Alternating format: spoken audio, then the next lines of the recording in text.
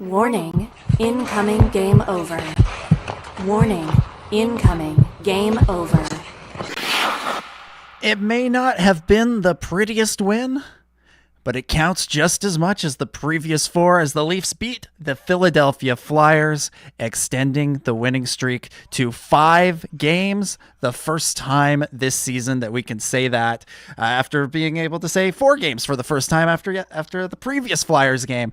3-2 is the final score as the Leafs somehow escaped that game with a win. Not their best effort, but also not their worst. I think it's safe to say. Goals from the guys you want to see goals from: Austin Matthews, John Tavares, Matthew Nyes continues to be hot, and solid play from Joseph Woll again, as we are coming to expect from him. Overall, as I said, not the prettiest. They were outshot pretty badly. Maybe I think Flyers fans might feel like they, have a case that they were the better team out there. But in the end, the Leafs, proving that talent can, get you over the finish line, as they have shown a lot this season. Like I said, 3-2, the final score. My name is Dominic Jones. Welcome back to Game Over Toronto. We're live after every Leafs game. And I've already seen in the chat, Hardstyle saying Nyes is on fire. Very true. This is now 3 games in a row with goals for him. It's coming off of that hat trick 2 games ago against the Bruins, scored against the Flyers last time, scored against the Flyers today, game winner today. Big game from him as we are, as I said, as we're expecting now from that player. Lots to get into in this game, lots to break down. Let's just start right at the beginning. In the first period, obviously a lot of attention was made, put on the fact that Ryan Reeves, back in the lineup after missing a couple of games, brought in presumably to, put a little bit of fear into the Flyers after the way things went in the previous game with Jake McCabe going down. And there was a lot of sort of posturing before the game, posturing early in the game. Reeves trying to get Garnet Hathaway to engage with him early on. Hathaway, not unexpectedly, perhaps not super interested in the idea of a fight with Ryan Reeves. Early on, Flyers come out, definitely a lot more pressure. I think the final shots at the end of the first were something like 10-2 for the Flyers. They definitely dominated play in the first period. Matvei Michkov had a pretty good early chance. It was so good, such a dangerous shot, that they actually had to go and review it to confirm that it didn't cross the line. I don't think there was much of a chance that anybody thought it really crossed the line, but it was close enough that they had to go and have a look. But Joseph Woll, as he did so often tonight, managed to get there just in the nick of time. Matthew Nyes, again, having a real strong stretch here. He had a breakaway pretty early in the game. He missed the net, but you could tell he was feeling it again tonight. And then, as expected, the gloves were dropped. But the combatants, perhaps a little unexpected, Connor Dewar getting into a fight with Farabee from the Flyers. I think probably safe to say it was a draw. Again, everyone had their eyes on Ryan Reeves to be the one to fight, and I think Reeves expected he would be the one to fight. He was out there looking to engage, and in the end, Connor Dewar said, "Hey, I'll do it. I'll stand up for my guy," and that seemed to be about all there was to it. There was some chippiness towards the end of this game, but in terms of carryover from the previous game, I think this is the full extent of it. This is all there was. And I don't know, maybe it's one of those things that gets overhyped in the media, or once the game starts, the players just get caught up in playing the actual game. But if you were looking for a, old time hockey throwdown brawl kind of thing, this game did not deliver on that. Personally, I'm not all that bothered by it. I don't dislike a hockey fight here and there, but I don't see it as one of the major appeals of the game. It doesn't elevate my experience with the game all that much, and this one was sort of like that, or it just happened, and honestly, by the time the game was over, I'd kind of forgotten about it. So that's all I really have to say on it. Luke in the chat says, if a fight is a draw, the tiebreak goes to whoever won on the scoreboard. So I guess Dewar wins that round. I think we can say.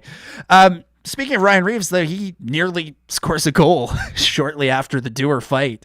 Him and William Nylander playing together because Connor Dewar is off. So Nylander took an extra shift with the fourth line. They're playing it together, and you know, Nylander has been struggling of late. He is still,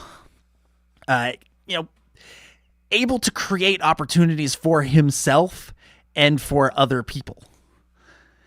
And that's what he does with Reeves here. Like, you know, Ryan Reeves is not somebody you look to necessarily be the one to create a lot of offense. You don't expect him to be getting in on the offense, but you put him with William Nylander and you never know what might happen.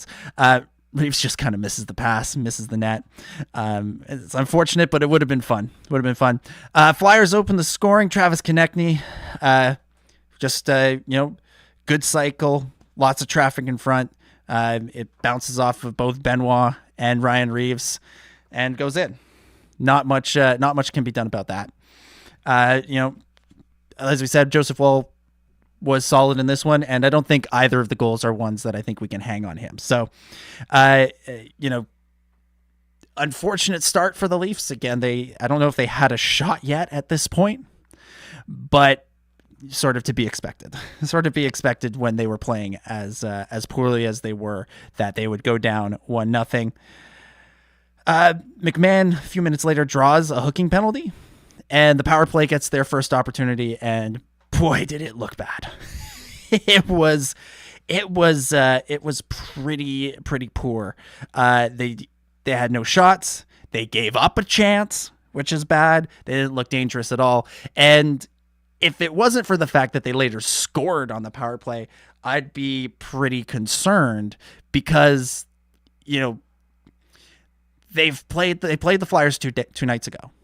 So the Flyers had a chance to see how their power play operates, see how they like to run things, and adjust.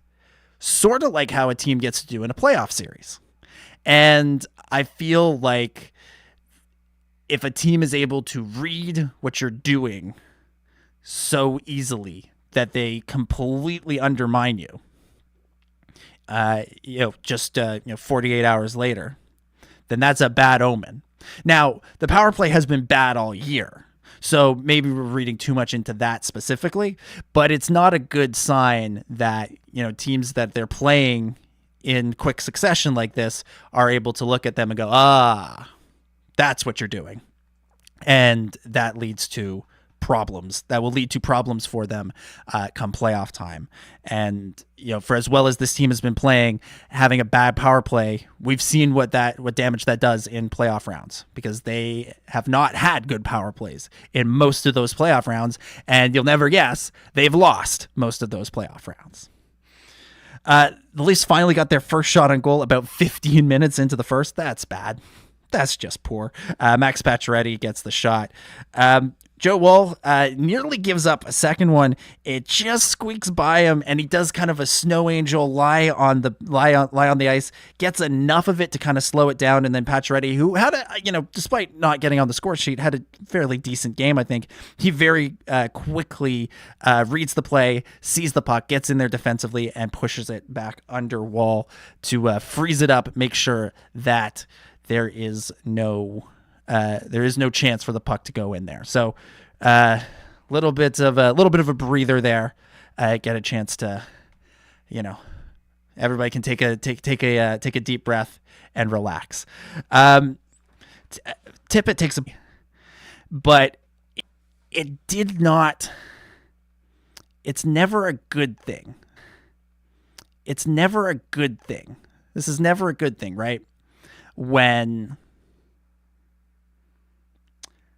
never a good thing when your power play is this poor, when the highlight of it is a defensive play.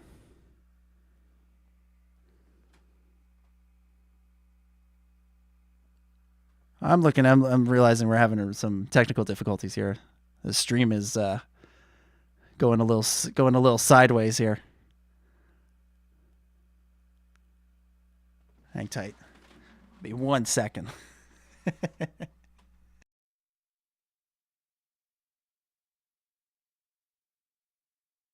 going to put the graphic back up here for a second.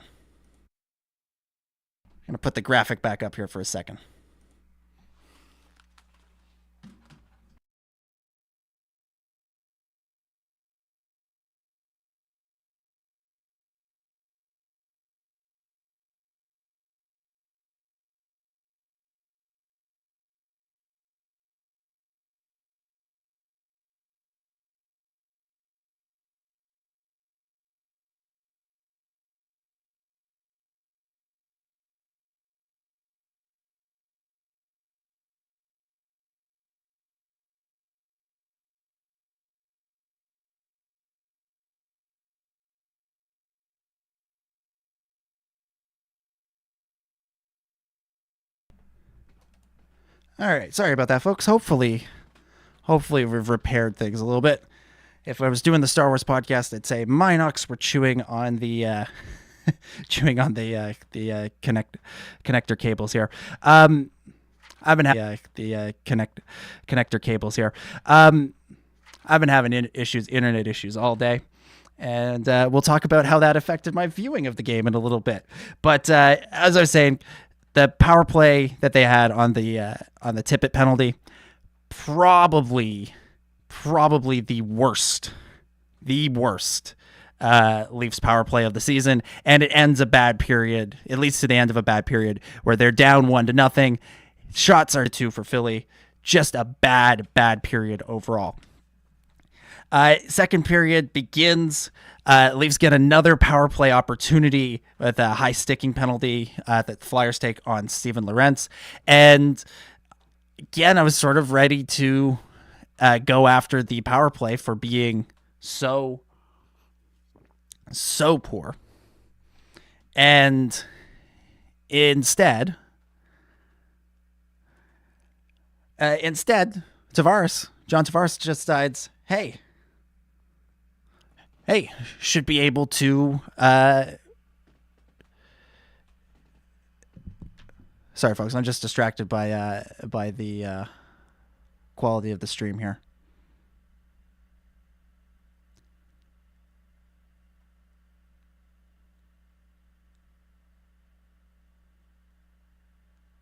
Gets the power play going in this one, snipes it in. Once they were able to get an entry, get a setup, some good passing from Marner and Matthews leads to a beauty from Tavares, tying the game up at 1. Sorry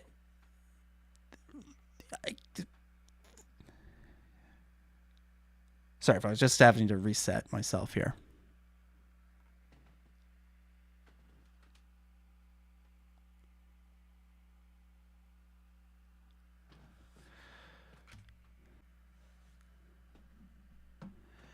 So we'll continue on with the second period here.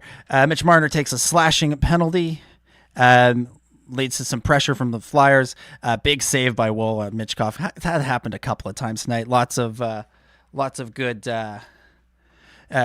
play from Joseph Woll, and lots of good opportunities from Matvei Mitchkov. But the Leafs goalie was up to the challenge. The power play for the Flyers, penalty kill for the Leafs ends as Forrester takes a high sticking penalty on Austin Matthews, winds up with some 4-on-4, and Travis Konechny. This is when he takes the lead again for the Philadelphia Flyers. Some poor play from Connor Timmins, which is unfortunate. Timmins back in the lineup, filling in for Jake McCabe, but he had a rough one. He definitely seemed nervous. He definitely seemed a little bit out of sorts. Definitely seemed to me that he was not up to game speed, and that I think that's to be expected. He hasn't been playing for the last couple of games. But he, in this play, this is just something that can't happen. He makes a bad turnover. Flyers get it in the corner, pass it out to Konechny. That's the last guy you want to leave alone in front of the net. He snipes it home. Nothing Joseph Woll can do. I don't think we can blame Woll for this one in the slightest. But 41 seconds later, Austin Matthews makes it all okay. He ties it up. Great shot from the slot. I think that wrist looks pretty all right after a great pass from Mitch Marner. Technically not a power play goal right as the power play ended, but just a mere 41 seconds after Philly took the lead, Matthews ties it up again. Leafs are looking pretty good. David Kampf gets called for hooking. Leafs kill it off. That kind of brings the second period to a close. Third period begins, oddly, with a collision between Michkov and Lawton. Really one of the scarier moments of the game. These two they collide. They're not watching where they're going, and it's like a head-on-head collision between two teammates. Both of them go down. Both of them have to go to the room for concussion protocol. Again, I think if I'm a Flyers fan, I'm feeling pretty worried at this point. Thankfully, both returned to the game and both returned pretty quickly, but not the way you want to start the period if you're the Flyers, and not a pretty sight for anyone.